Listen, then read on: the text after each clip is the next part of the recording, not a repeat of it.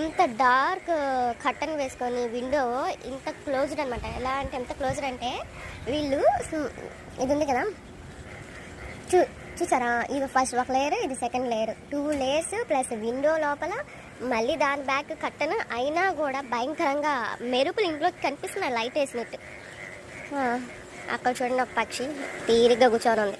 ఏంట్రా వర్షాలు ఇట్లా పడుతున్నాయి ఏంటిని.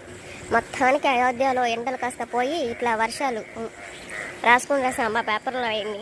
వర్షాలతో నీట మునిగిన షాదత్గంజ్ ఏరియా. అక్కడ చూసారా చిన్న పక్షి దాని మీద కూర్చోంది ఇప్పుడు దాకా. అక్కడెక్కడో ఇంకా చెరువులాగా అయిపోయింది. దీంట్లో క్లోజప్లో వస్తుందా లేదు.